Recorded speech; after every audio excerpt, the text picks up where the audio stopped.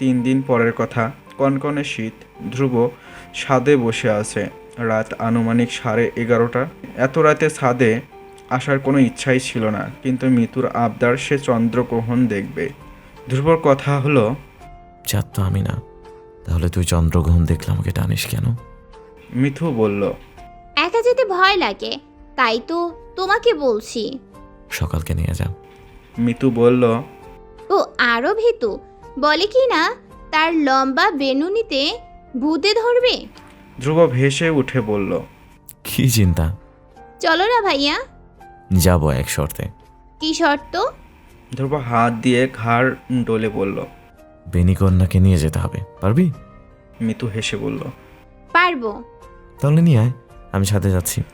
ধ্রুব ছাদে চলে গেলে মিতু সকালকে নিয়ে ছাদে যায়। সকাল প্রথমে না করলেও ধ্রুব গিয়েছে শুনে বিড়ালের মতো মেউ মেউ করতে করতে চলে এসেছে। ধ্রুব ছাদের কিনারে দাঁড়িয়ে আছে।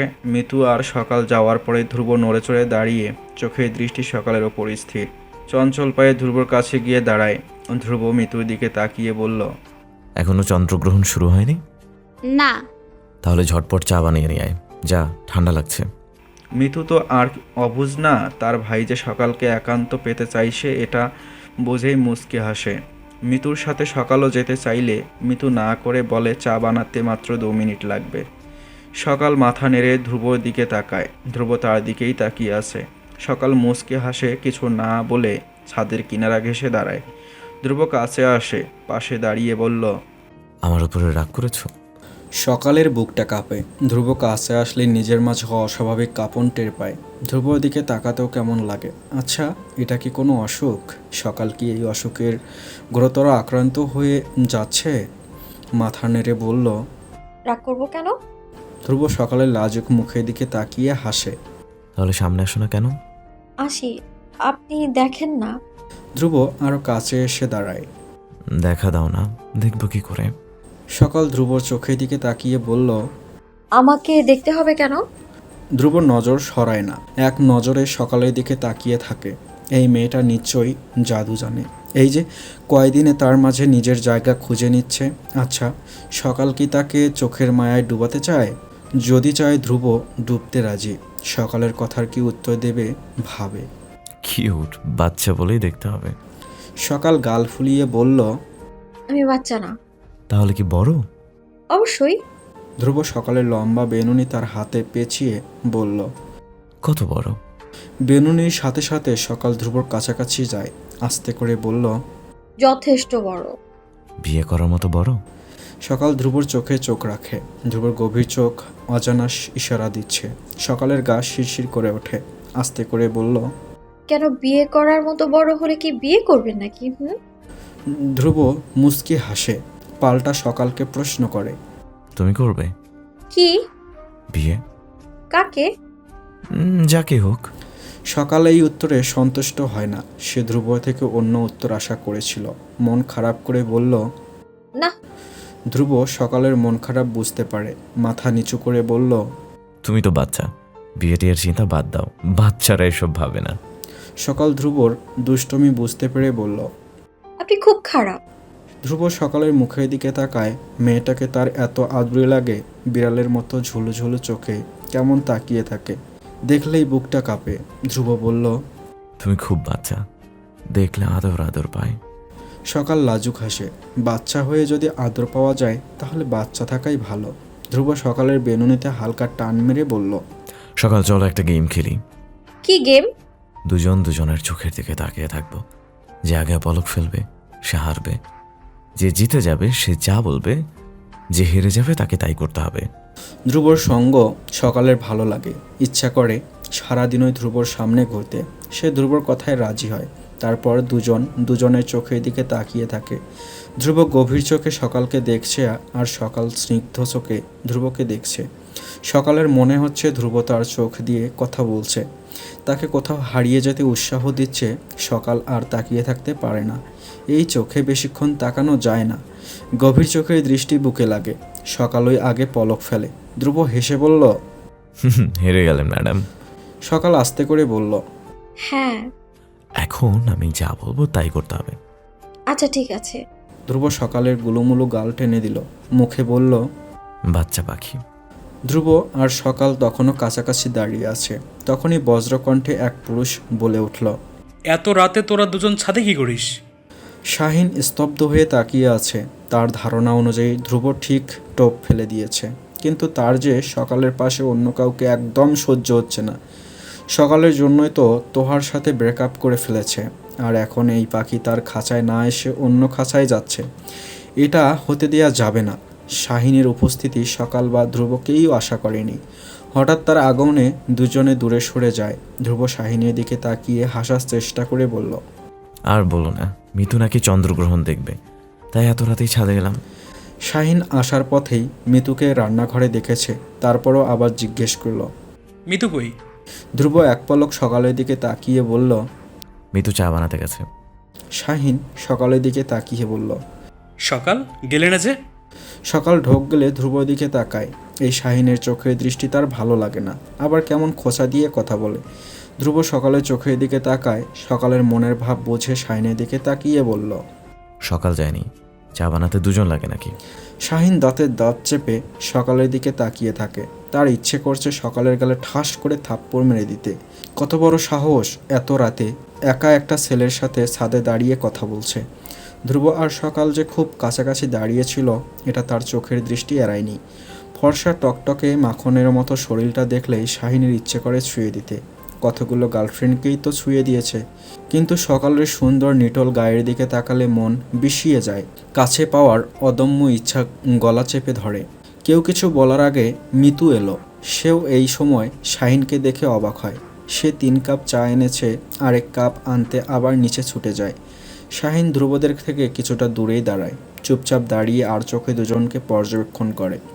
3-4 দিন হয়ে গেছে তার মাকে সকালের কথা বলেছে, কিন্তু উনি এখনও কিছুই জানায়নি। শাহিন সিদ্ধান্ত নেয় সকালেই মাকে আবার বলবে। সকালকে তার থেকে ধ্রুব কেড়ে নেবে তা হতে পারে না। ধ্রুব আর সকাল আড়ষ্ট হয়ে দাঁড়িয়ে থাকে।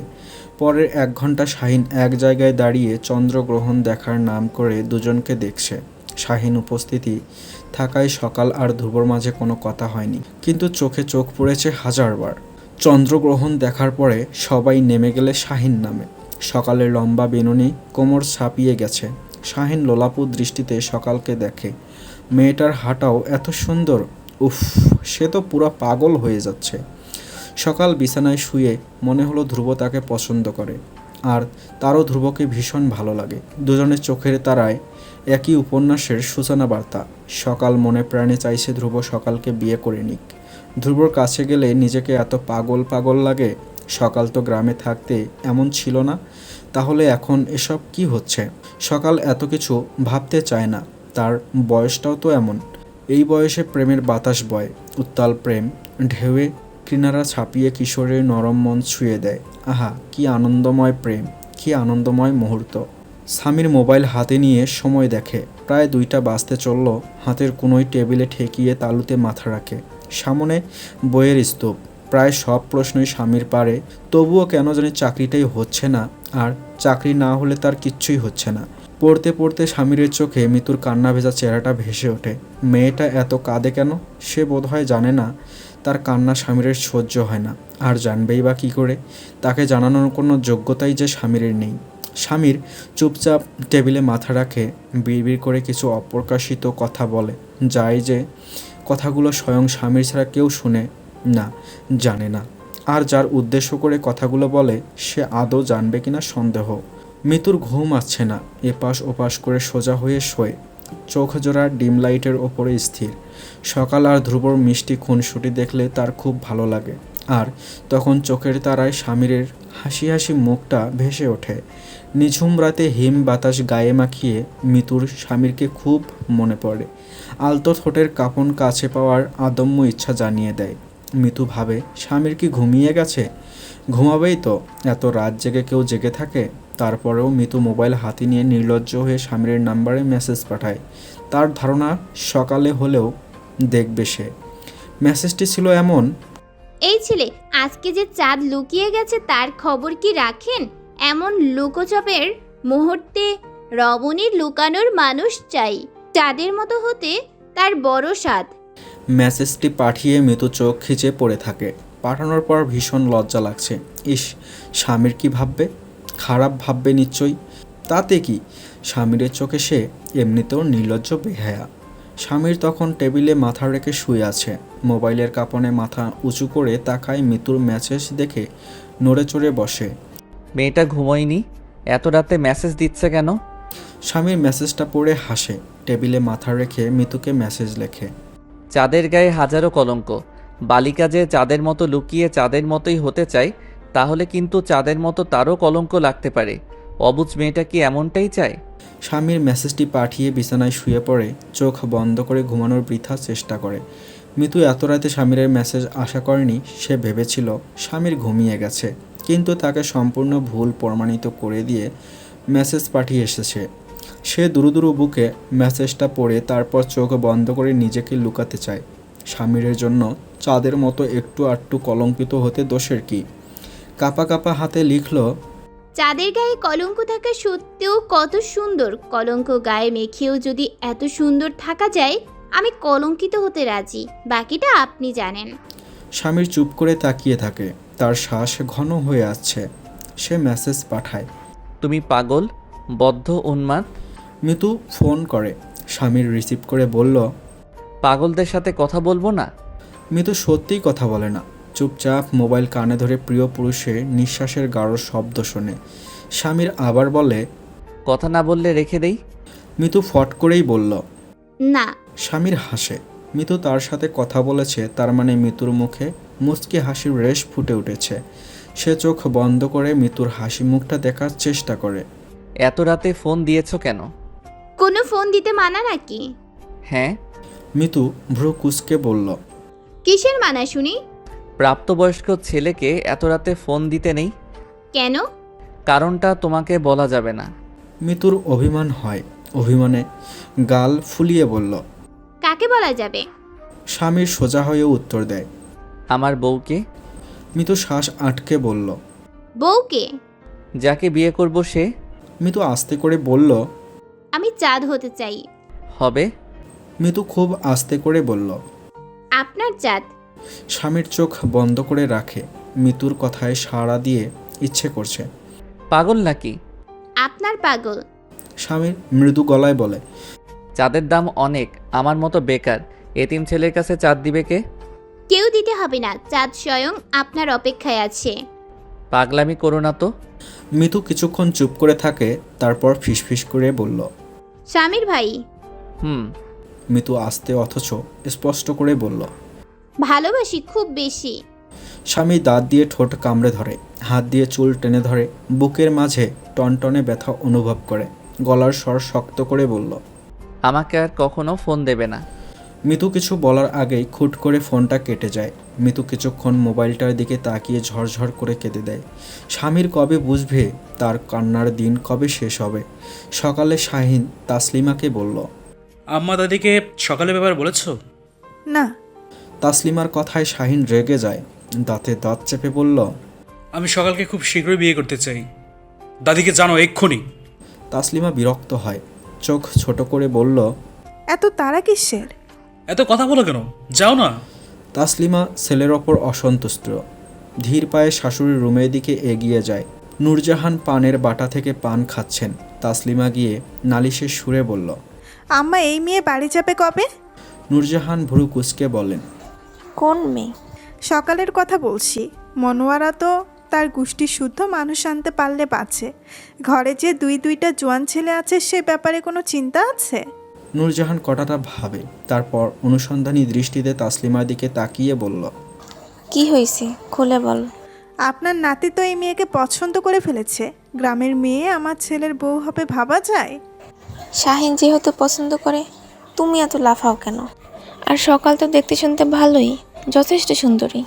তাসলিমা মাথা নেড়ে বলল, না না, এটা অসম্ভব। বিয়ে যে করবে তাকে এইসব সম্ভব অসম্ভব ভাবতে দাও। আপনি কি বলেন? আমার কলিজার নাতির তো দামি কিছু চায় নাই, সামান্য একটা মেয়েই তো চাইছে। এটা অসম্পূর্ণ রাখবো? তাসলিমা মাথা নেড়ে বলল। আম্মা। তাসলিমা কথা শেষ হওয়ার আগেই নূরজাহান বলল, যা করার আমি করব, তুমি যাও। তাসলিমা মুখ কালো করে বেরিয়ে যায়। ধ্রুবর অফিসে আজ রাতে পার্টি আছে, তার ওপর ম্যানেজমেন্টের দায়িত্ব পড়েছে বিধায় এত তাড়াতাড়ি চলে গেছে। সন্ধ্যায় মিতু আর সকালকে নিয়ে যাবে। সকাল আর মিতু খুব খুশি। কিভাবে সাজবে তারও সিদ্ধান্ত নেওয়া হয়ে গেছে। ধ্রুব বাসায় নেই বিধায় তাকে ছাড়াই সবাই দুপুরে খেতে বসেছে।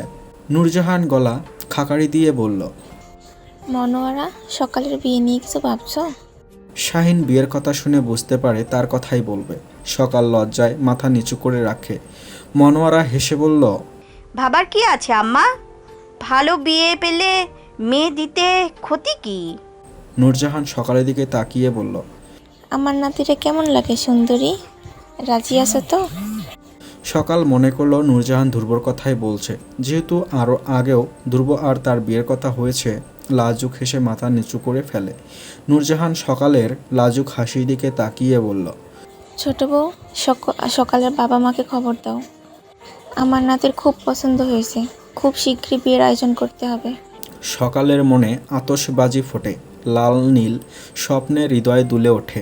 অথচ সে বুঝতেও পারে না বর ধ্রুব নয়, বর শাহিন। আহা নিয়তি, মানুষের জীবন এমন কেন? যাকে চায় তাকে পায় না, যাকে পায় তাকে চায় না। মনোয়ারা ধীর পায়ে শাশুড়ির রুমে যায়।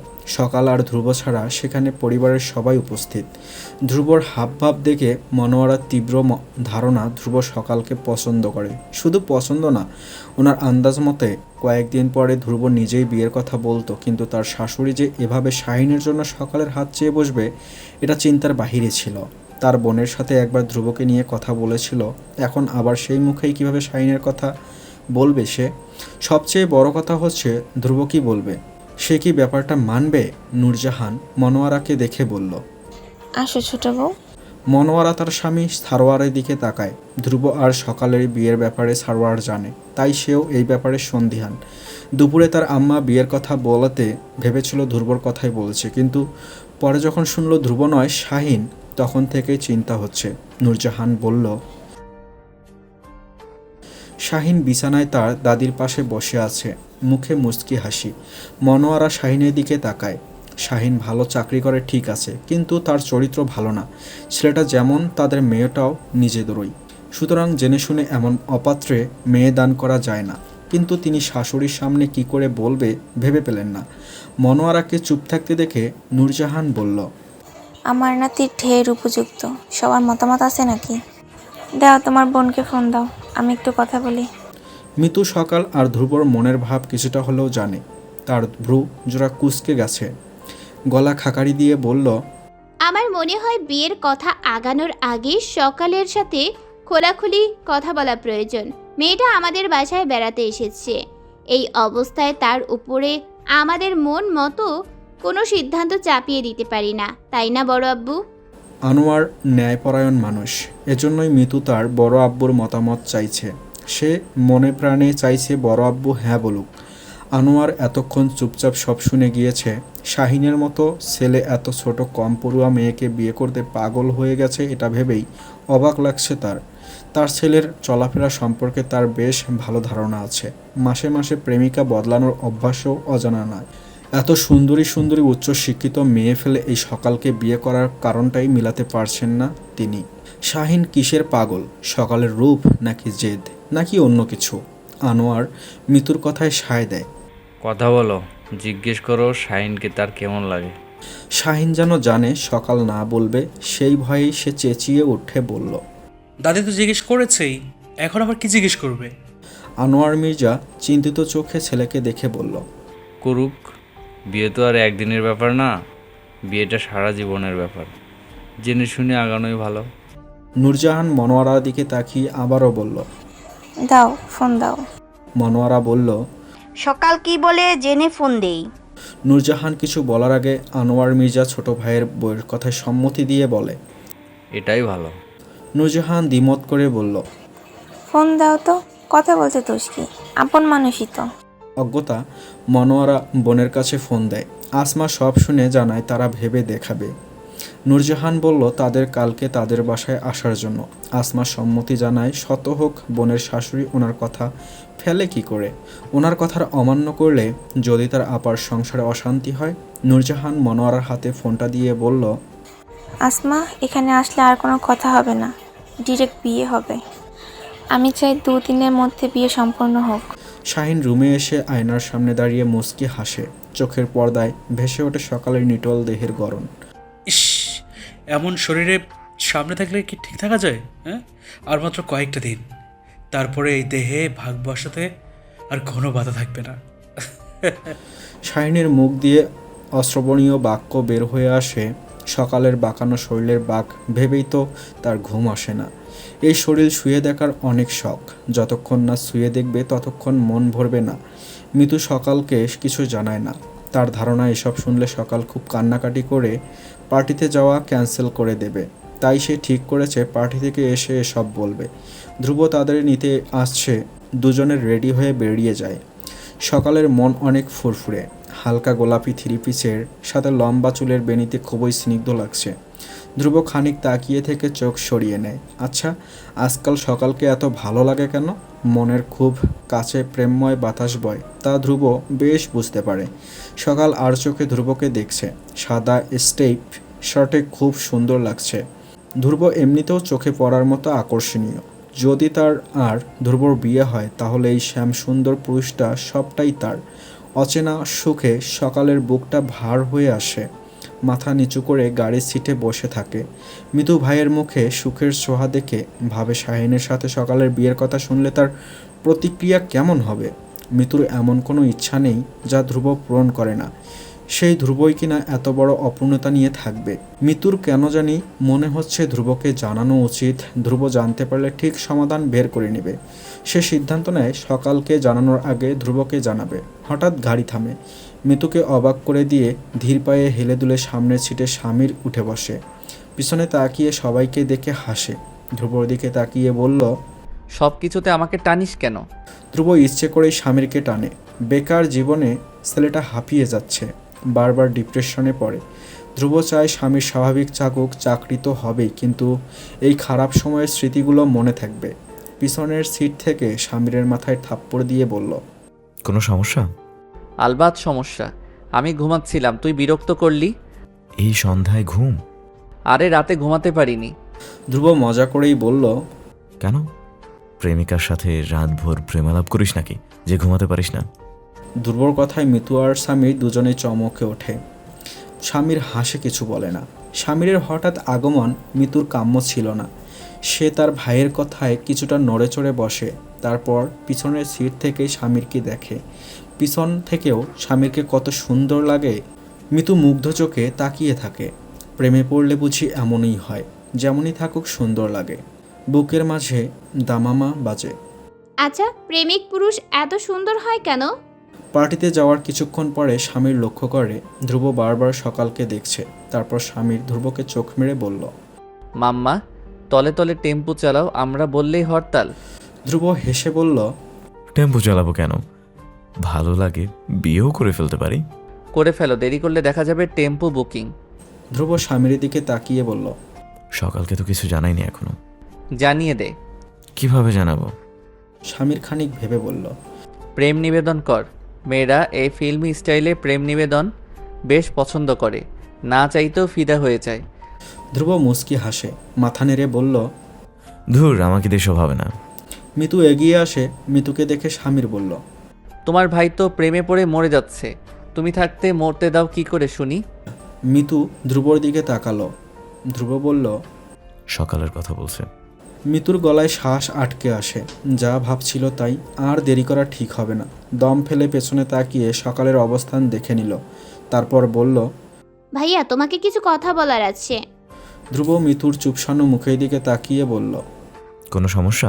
কেউ ডিস্টার্ব করেছে? না, এইসব কিছু না, সকালের ব্যাপারে। ধ্রুব নড়ে চড়ে দাঁড়ায়। কি বলবে? দাদা শাহিন ভাইয়ের সাথে সকালের বিয়ে ঠিক করেছে। ধ্রুব চেহারার রং মুহূর্তেই পাল্টে যায়। কণ্ঠে আসে একরাশ কঠোরতা। মানে কি? মিতু ভাইয়ের চেহারা দেখে ভয় পায়। ধ্রুব রেগে যাচ্ছে। মিতুর কি উচিত ছিল না বলা? মিতু আস্তে করে বলল, মানে 1-2 দিনের মধ্যে বিয়ে হবে। ধ্রুবর চোখের বর্ণ লাল হচ্ছে। গম্ভীর গলায় বলল, সকাল রাজি? মিতু দুপুরে খাবারের টেবিলের কথোপকথন ধ্রুবর কাছে বলে। ধ্রুব হাত মুষ্টিবদ্ধ করে দূরে চেয়ারে বসা সকালের দিকে তাকিয়ে আছে। মিতু বলল, সকাল হয়তো মনে করেছে তোমার কথাই বলেছে। আজকে সারাদিন মেয়েটা কি খুশি ছিল। ধ্রুব রুক্ষ গলায় বলল, সকাল বাচ্চা না মেয়ে তো, দাদির বিয়ে সমতুল্য নাতি দুইটা, কাকে ইন্ডিকেট করে বলছে এটা বুঝবে না? হ্যাঁ, তাছাড়া সেখানে তো আমি উপস্থিত ছিলাম না, ভাইয়াও ছিল। তাহলে তাহলে ওকে এতটাই অবুঝ, সব জায়গায় হাসতে হবে কেন? মিথু বুঝলো ধ্রুব রেগে গেছে। সে আস্তে করে বলল, হয়তো বুঝেনি। বুঝেছে, বুঝেই রাজি হয়েছে। সামির ধ্রুবর কাঁধে হাত রেখে বলল, রেগে যাচ্ছিস কেন? ছোট মানুষ হয়তো বোঝেনি, তুই নিজেই কথা বল। কেন? আমি কেন কথা বলবো? ও আমাকে দেখে আমার মন বোঝে না? আর দাদি নাতি বললেই তো সেই নাতি আমি হব না, আরেকজনও হতে পারে, তাই না? স্টুপিড মেয়ে। মিতু আরও বলল, খালা কালকে আসবে, তারপরে বিয়ে। ধ্রুব থমকায়। ও, সব ফাইনাল, মাত্র কবুল বলা বাকি। বিষাদে ধ্রুবর অন্তর ছেয়ে যায়। সে দাঁত কিরমিরিয়ে বলল, হোক বিয়ে, আমার কি? আমাকে এসব ছাতার মাথা বলতে কে বলেছে? যত সব ফালতু।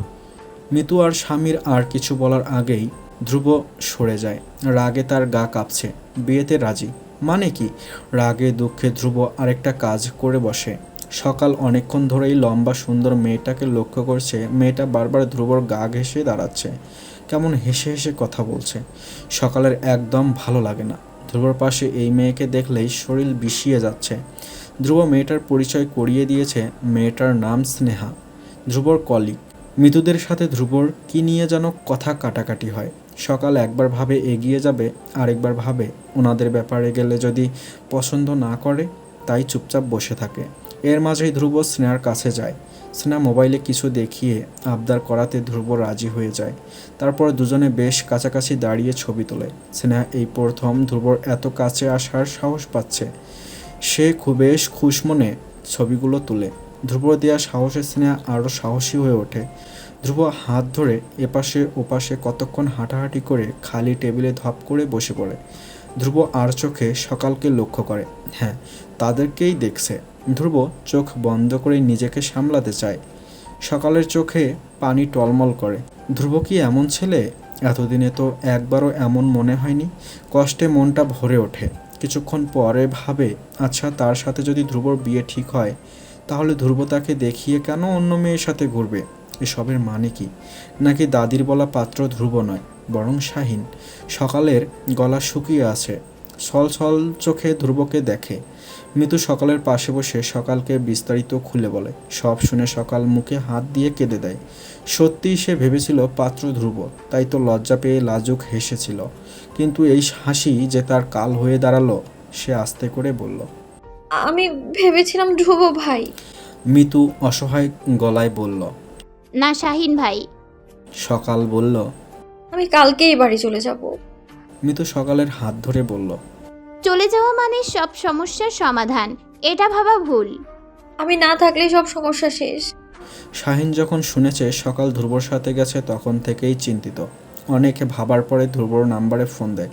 ধ্রুব শাহিনের নাম্বার দেখে কপাল কুঁচকে যায়। ফোন রিসিভ করে বলল, জি ভাইয়া। শাহিন বলল, তোর ভাবি নাকি তোদের সাথে? ভাবি ডাকটা শুনে ধ্রুব আরও রেগে যায়, কিন্তু নিজেকে সংযত রেখে বলল, ভাবি? ভাবিকে? আরে সকালে কথা বলছি। কবে বিয়ে করলেন? করিনি, তবে দাদি বলেছে 2-1 দিনের মাঝে বিয়ে হবে। শাহিনের এসব কথা ধ্রুবর ভালো লাগে না। সে বলল, আচ্ছা, বাসায় এসে কথা বলি, একটু ব্যস্ত আছি। এটা বলে ফোনটা কেটে দেয়। শাহিন যে তাকে জানানোর জন্যই ফোন করেছে এটা বেশ বুঝতে পারছে। মিতুদের কাছে গিয়ে বলল, বাসায় চলো। সকালের চোখ তখনও ভেজা। ছোট মস্তিষ্কে এত চাপ নিতে পারছে না। অসহায় চোখে ধ্রুবর দিকে তাকিয়ে থাকে, যেন প্রিয় পুরুষের সাহায্য চাইছে। ধ্রুবর রাগ তখন আকাশ ছোঁয়া, তাই হয়তো সকালের মলিনতা দেখেও দেখল না। স্বামীর আগেই চলে যায়। গাড়িতে মিতু সামনে বসে, সকাল আর ধ্রুবকে পেছনে বসতে দেয়। সকাল ধ্রুবর দিকে তাকায়, কিন্তু ধ্রুব তার দিকে ভুলেও তাকায় না।